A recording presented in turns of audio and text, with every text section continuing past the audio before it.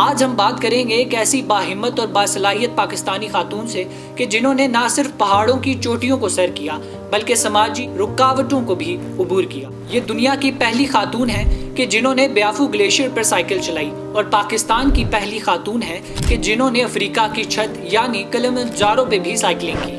मेरी मुराद adventure athlete summer Khan से है कि जिन्होंने ना सिर्फ अपनी मेहनत से यह मकाम हासिल किया बल्कि पाकिस्तान की खवातीन के लिए नई राहें भी हमवार की। अस्सलाम वालेकुम समर, कैसी हैं आप? अस्सलाम वालेकुम, मैं बिल्कुल ठीक ठाक। समर, अगर आपके इलाके की बात की जाए तो आपका ताल्लुक KPK से है और आपकी तालीम की अगर बात की जाए तो आपने अप्लाइड फिज़िक्स की। आपको इस एडवेंचर स्पोर्ट्स में आने का ख्याल कैसे आया? क्योंकि अप्लाइड फिजिक्स में जॉब नहीं मिल रही थी 15-20 हज़ार से ऊपर। लेकिन नहीं, जस्ट जोकिंग, मेरा एक्चुअली सेमेस्टर ब्रेक में I came across a paragliding course, और क्योंकि उस टाइम मेरी लाइफ बहुत मुश्किल मराहल से गुजरी थी तो मैंने कहा चलो कि अच्छा ब्रेक मिल रहा है। और बचपन से मुझे एडवेंचर स्पोर्ट्स का बहुत शौक़ था। मैं अपने कज़न्स और खालाओं के साथ जाती थी पहाड़ों पे ऊपर नीचे। लेकिन क्योंकि हमारा कल्चरल वैल्यूज़ बहुत मुख्तलिफ थी और हमें इजाज़त नहीं थी इस तरह कोई भी आउटडोर करियर चूज़ करने की। लेकिन जब मैं वहाँ पे गई, पैराग्लाइडिंग कोर्स मैंने की, अपनी फ़र्स्ट फ़्लाइट ली, पूरे एक ट्रेनिंग के मरहले से मैं गुजरी 1 हफ़्ता, तो फिर मुझे अंदाज़ा हुआ कि अच्छा लाइफ तो बड़ी खूबसूरत हो सकती है। मुझे बहुत फ्रीडम का एहसास हुआ, मुझे अपने अंदर बहुत ज़्यादा चेंजिंग फील हुई 1 ही हफ़्ते में। I started feeling very confident and strong. तो फिर वो जो भी कुछ था मैं चाहती थी वो मेरी लाइफ का हिस्सा बना रहे, चलता रहे कुछ ना कुछ। तो मैंने सीक्रेटली जिम ज्वाइन करना स्टार्ट करना शुरू कर दिया, हाइकिंग शुरू कर दी, साइकिलिंग शुरू कर दी। और इवेंचुअली फिर जब मैं अपने एक्सपीडिशंस की तरफ आई तो फिर मुझे रियलाइज़ हुआ कि I want adventure sports as a career. आपके पहले खुंजराब के सफ़र ने आपकी ज़िंदगी में तब्दीलियाँ क्या लाई?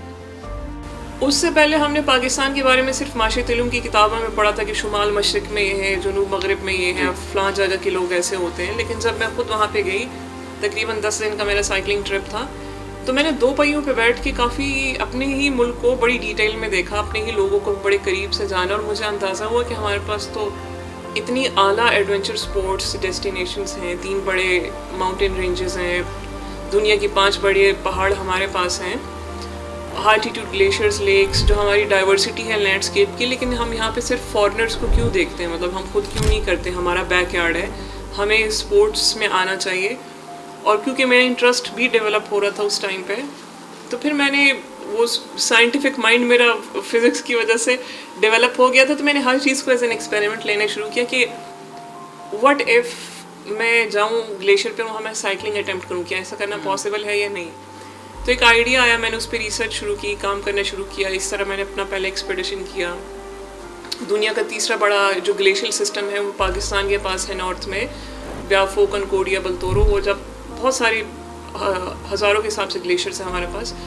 लेकिन ब्याफो पे जब मैंने साइकिलिंग किया और मैं बाहर निकली वो एक्सपेडिशन करके, वो न्यूज़ जब सर्कुलेट हुई तो बहुत मैसिवली रिसीव की गई और एक न्यूज़ ब्रेक हो गई कि कोई लड़की है जो पहाड़ों पे ग्लेशियर्स पे साइकिलिंग करती है। और शुरू में वो चीज़ लोगों को समझ में नहीं आ रही थी। बहुत सारे ऐसे सवाल थे जिनका जवाब मेरे पास नहीं था कि ये मैं क्यों कर रही हूँ, ये इसका फ्यूचर क्या है, या मैं इससे पैसे कैसे कमाऊँगी, या कितना सेफ है। लेकिन स्लोली एंड ग्रेजुअली जैसे जैसे मैं आगे बढ़ती गई, स्पेशली किलिमंजारो के बाद, मुझे फिर बहुत सारी अपॉर्चुनिटीज़ मिली। आपने शमशाल गिलगित बल्तिस्तान में 5610 मीटर की एक पहाड़ी चोटी सर की और उसके बाद वहां से स्नोबोर्डिंग के जरिए आप नीचे हैं, जिसके बाद उस पहाड़ का नाम गैर समर रखा गया। आपके लिए ये कामयाबी ज़ाती तौर पर कितनी अहमियत रखती है? उससे पहले मैं 2-3 पहाड़ ऐसे कर चुकी थी कि जिस पे आप क्लाइंब करते हैं और फिर आप ओपन माउंटेन से स्नोबोर्डिंग करते हैं। It's called back country snowboarding. तो मैं और कुछ स्कीयर्स हैं नॉर्थ में जो हम इस स्पोर्ट्स को इंट्रोड्यूस करवाना चाह रहे थे पाकिस्तान में, क्योंकि we have ideal background, playground हमारे पास आइडियल है। लेकिन हम चाह रहे थे कि हम एजुकेट करें, अपनी कम्युनिटी को इनकरेज करें, यूथ को, कि हम ये स्पोर्ट्स कर सकते हैं पाकिस्तान में। सो इस स्पेसिफिक एक्सपेडिशन से पहले हमने 2-3 और पीक्स पे भी किया था, नगर में, शमशाल में। और ये पीक क्योंकि अनक्लाइम्ड थी, पहले इस पर क्लाइंबिंग नहीं हुई थी, तो जब मैंने इसको सबमिट किया इसलिए मैंने इसको अपने नाम से किया। और it was a beautiful experience. बहुत खूबसूरत स्लोप थी और उधर आगे पीछे भी इसके अलावा बहुत सारी ऐसी पीक्स थी जो कि अनक्लाइम्ड थी। ख़वातीन और लड़कियों के लिए समर कैंप शुरू करने का ख्याल आपको कैसे आया? जब मैं 2018 में एक स्पोर्ट्स प्रोग्राम में मेरी सिलेक्शन हुई थी, और उस स्पोर्ट्स प्रोग्राम में सिलेक्शन से पहले मैं बहुत मुश्किल एक करियर वाइज में एक मुश्किल उससे गुजरी थी फेज से, क्योंकि मेरे माइंड में काफ़ी ऐसे सवाल थे जिनका जवाब मुझे पाकिस्तान में नहीं मिल रहा था, क्योंकि स्पोर्ट्स कोचेस हमें नहीं मिलते, स्पोर्ट्स मेंटोर्स पाकिस्तान में नहीं मिल रहे थे। तो अपने स्पोर्ट्स के बारे में मुझसे जितने भी सवाल या मुश्किलें होती थी उनका मुझे कोई जवाब नहीं मिलता था।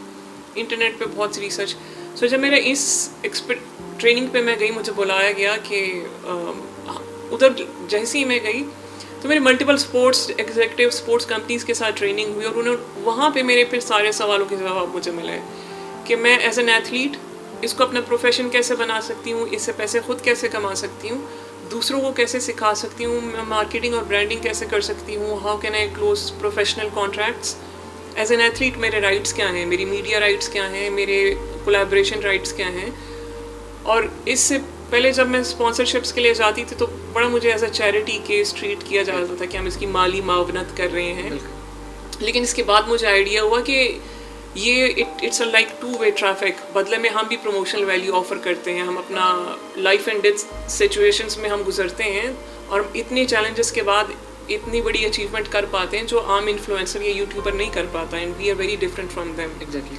सो जब मैं वापस आई और मैंने सोचा कि जब मुझे सीखते हुए इतने मसले आ रहे थे तो क्यों ना ये जो मैंने जितना भी इंफॉर्मेशन ट्रेनिंग मुझे मिली है ये मैं आगे रेप्लिकेट करूँ, ताकि जो इस फील्ड में आना चाहते हैं उन लड़कियों को मसले ना आए।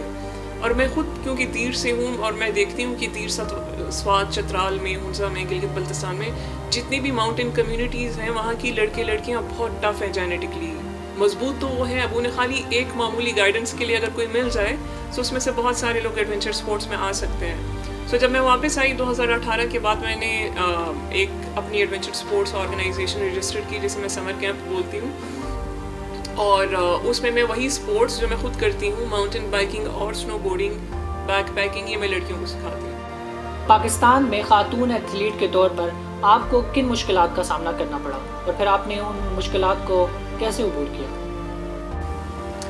जब कोई भी एथलीट स्पोर्ट्स करता है, लड़का या लड़की, तो उसका मेन मसला यही होना चाहिए कि वो उसको फंड कैसे करेगा, स्पॉन्सरशिप, या वो अपनी ट्रेनिंग कैसे इम्प्रूव करेगा, अच्छा कोच होना चाहिए। लेकिन क्योंकि हमारा कल्चर बहुत ज़्यादा चैलेंजिंग है, स्पोर्ट्स को कभी भी अच्छी नज़र से नहीं देखा जाता। अभी भी मैं जब बहुत सारी जगहों पे कैंप्स करवाती हूँ तो मुझे ये सुनने को मिलता है जैसे मैं वहाँ फहाशी फैला रही हूँ या मैं वहाँ की लड़कियाँ ख़राब कर रही हूँ, या बाहर मुल्क से मुझे बहुत ही कुछ ज़्यादा डॉलर्स आ रहे हैं और मैं किसी एजेंडे को यहाँ पे लॉन्च कर रही हूँ। हालांकि वो ये नहीं समझते कि सिर्फ एक स्पोर्ट्स की वजह से अगर दीर की एक लड़की एक बहुत छोटे घराने से उठ के दुनिया का हर मुल्क घूम सकती है, वहाँ पाकिस्तान को रिप्रेजेंट कर सकती है।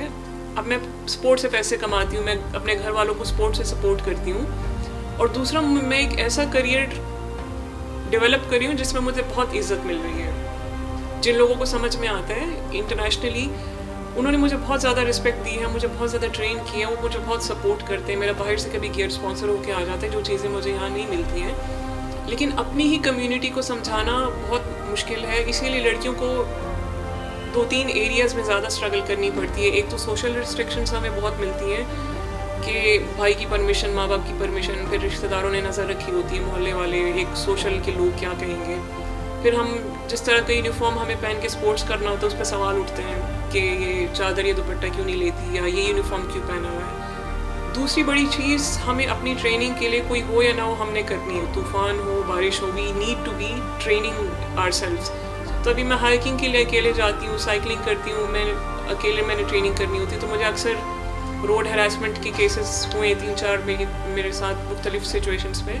सो we need to stay very vigilant. अब मैं चाकू छुरी लेके घूम रही होती हूँ कभी अपने साथ, to protect myself defence. या सो ये कल्चरल कुछ इश्यूज हैं, सोशल इश्यूज हैं, हमें we are not like socially secured. कोई ऐसा डायनामिक्स, ऐसा सिस्टम नहीं क्रिएटेड जिससे हमें इन चीज़ों में, इन एरियाज़ में रिलीफ मिले। अमेरिका में ESPNW की मेंटोरशिप प्रोग्राम ने आपकी जर्नी को कैसे बदला? इसने मेरी जर्नी को 360 चेंज किया।